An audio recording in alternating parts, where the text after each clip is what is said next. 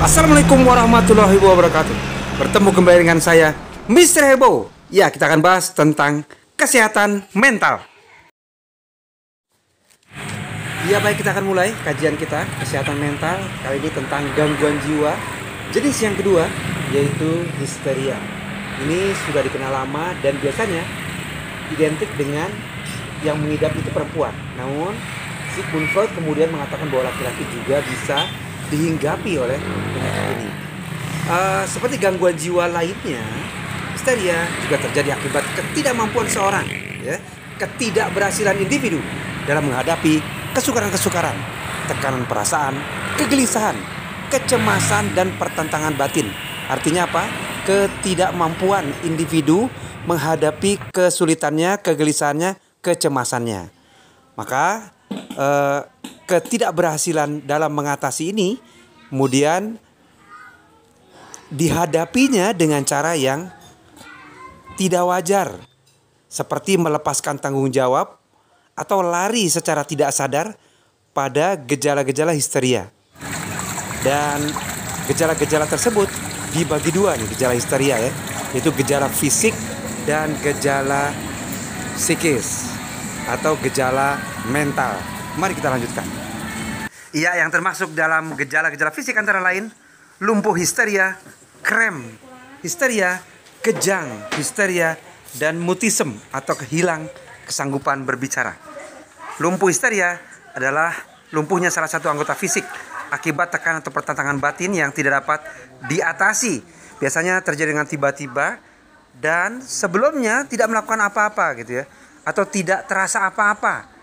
Jadi tiba-tiba lumpuh. Yang kedua, kram. Nah, kram nih ya. Jadi misalnya kita seorang penulis ya, biasa menulis atau mengetik, namun pada situasi tertentu, tekanan tertentu, jari-jari kita kram ya, tidak bisa mengetik, padahal normal, tidak ada penyakit apa-apa pada jari-jari tersebut gitu ya. Akibat biasanya kecemasan menghadapi pekerjaan tersebut. Kejang histeria, badan menjadi kaku-kaku, kejang, tidak sadarkan diri. Kadang disertai dengan teriakan-teriakan dan keluhan-keluhan, tapi air mata tidak keluar. Biasanya terjadi pada siang hari dan pandangan matanya tampak kebingungan. Ya, selanjutnya adalah mutisme atau hilang kemampuan bicara, yaitu tidak sanggup berbicara dengan suara keras atau tidak sanggup berbicara sama sekali.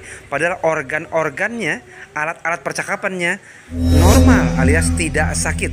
Ya, ini akibat tadi ketidaksanggupan menghadapi kecemasan-kecemasan, ketegangan-ketegangan yang ada gitu ya. Putus asa, merasa hina, gagal, dan lain sebagainya, sehingga suara tidak keluar. Ya baik, kita lanjutkan. Kali ini gejala-gejala mental ya. Yang pertama, hilang ingatan atau amnesia. Bisa sebagian atau bisa sungguh-sungguh lupa, sehingga ya lupa namanya, lupa alamat rumahnya, pekerjaannya, dan lain-lain. Tentunya yang kedua adalah kepribadian kembar atau double personality. Salah satunya disebabkan oleh kegelisahan yang amat sangat dan menjadikan ia menghukum dirinya sendiri, yaitu untuk melepaskan diri dari ketegangan batin, kecemasan, atau konflik yang dirasakannya.